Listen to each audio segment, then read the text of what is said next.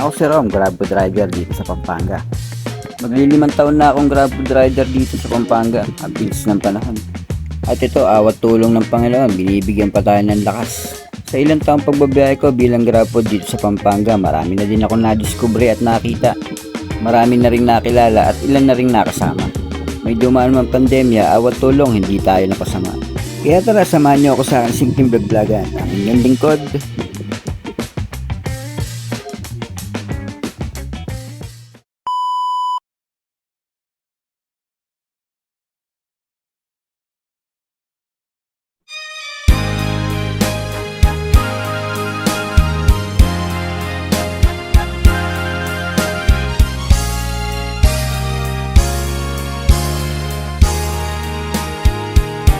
1:32 na ng madaling araw nung nakakuha ko tong booking na to.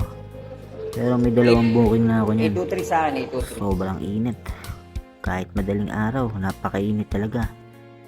Kaya ginawa ko, minumula ako ng yelo.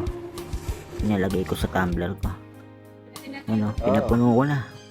Tapos sabay nilagyan ko ng tubig. Sobrang init kasi, aba. Grabe. Tapos mga ilang minuto lang, nandyan na yung order ko. Bali sumibat na ako, gusto ko kasing makalanghap ng sariwang hangin. Kaya lang, ito tumambad sa akin, naglalakihan truck. Ganito rito kapag ka mga gantong oras, naglalabasan yung mga malalaking truck. Siya nga pala, umambon rin, kaya lang saglit lang. Pero kahit papano, lumamig yung temperatura ng kalsada. Salamat sa Diyos. May nagtanong sa akin nung nakaraan, bagong Grab rider yata yun. Hindi ko pa siya ganong kilala pero nakikita ko na siya. Tinanong niya ako kung okay daw ba bumiyahe sa gabi. Sabi ko ayos lang. Ayoko naman sabihin okay, baka mamaya may mangyari sa kanya. Ayoko rin naman sabihin pangit, baka panghinaan siya ng loob, diba? Pero ito para sa akin honestly, no? Masarap talaga bumiyahe sa gabi. Una sa lahat, wala traffic. Pangalawa, hindi mainit. Pangatlo, konti lang ang rider. Pero mas lamang yung booking sa umaga. Kasi syempre gising yung mga tao nun. Sa gabi naman, may oras ang malakas ang booking, kaya timingan lang din. Pang-apat, dahil sa walang traffic, mabilis ang biyahe syempre. Pero dahil nagbabiyahe ka sa Grab, kailangan maintain mo lang ng 60 yung takbo mo. Kaya lang, di talaga may iwasan hanggang 60 lang eh. Talagang tataas yung takbo mo niyan. Lalo pat maganda yung motor mo. Ito naman yung mga disadvantage sa gabi kapag kababiyahe ka.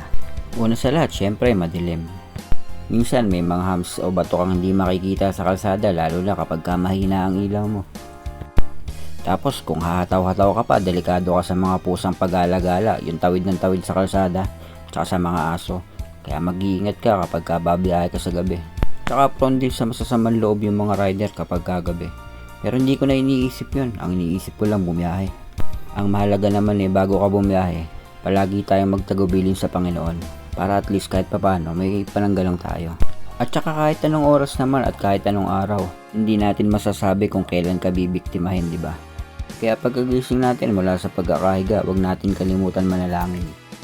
Palagi natin itagubilin sa Panginoon lahat ng ating gagawin. Sabi nga sa unang Pedro 5:6 hanggang 7, kaya't kayo magpakababa sa ilalim ng makapangyarihang kamay ng Diyos, upang kayo kanyang itaas sa kapanahunan.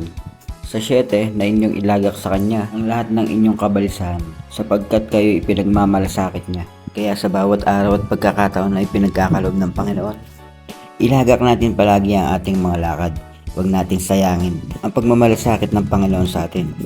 By the way, mabalik na nga pala tayo sa ating istorya. Naalala ko, wala na pala akong top up, kaya magtatap up muna ako sa 7-Eleven. Kaya lang sarado pala, baka may ginagawa sila. Kaya umikot na lang ako, doon na lang ako sa kabila magtatap up. Tapos habang nagdadrive ako, nakaramdam na naman ako ng sobrang init. Kakaiba tong init na to ngayong taon. Sa lahat ng taon nagdaan, ito na yata yung pinakamainit na panahon. Kasi kahit madaling araw at nakamotor ka, humahampas yung hangin sa'yo. Mainit pa rin yung singaw ng hangin. Tapos yun, nakarating na nga ako dito sa 7-Eleven sa may tabi ng SL Park. Kaso, sarado na naman. Patay tayo dyan. Pero di bale, kahit naman walang top up, napapasukan pa rin. Ang problema lang, lumalaki kasi yung negative eh. Lumalaki rin yung perang nare-receive ko. Kaya yun ang pangit kasi baka mamaya magastos ko, wala akong pang-abono. Kaya yun, dumiretso muna ako sa Jollibee, sa may tambayan namin. Naisip ko, magkape na lang kaya muna ako. Ayos din itong mga ilaw na pinagawa ng Angeles, parang aeroplano, lilipad na. Malaki na itutulong ng mga ilaw na to, lalo na kapag malakas ang ulan. Zero visibility. Talagang makikita mo pa rin yung kalsada kahit papano. Tapos pagdating ko rito sa Jollibee, naabutan ko tong dalawa. Si Master Andy at si Brother Besa. Ang Banayad Boys ng SM Telebastagan. Bali yun, kape-kape muna tayo habang wala pang booking. Habang nag-aantay pa tayo. Sa bawat pagbiyahe, itlog at kape lang sapat na. Ayos na to, pansamantala. Sarado kasi yung kinakainan namin baka day off nila. Sa buong buhay ko at sa dami ng trabahong napasukan ko, itong Grab ang isa sa pinakamagandang trabahong napasukan ko. Hindi man malaki at hindi rin maliit ang sahod, pero isa ito sa pinakamasaya. Marami kang makikilala na kagaya mong riders din. Marami kang makikita, marami kang mapupuntahan. Marami ka ring mararanasan. Lungkot, hirap, araw, init, ulan, lamig, pero madalas ay bullshit. Pero ayos lang, masaya pa rin naman Parang halos lahat yata ng senaryo ng isang rider nandito na. Paano ba naman, buong araw nasa kalsada ka, uuwi ka na lang matutulog. Pagising mo maliligo, tapos kakain, tapos babiyahin na naman. Pero okay lang, dahil para sa akin, isa ito sa pinakamasarap na trabaho. At higit sa lahat, certified, hawak mo ang oras mo. Muli, ako nga pala ang inyong lingkod na tagapaghatid, Kuya Grab.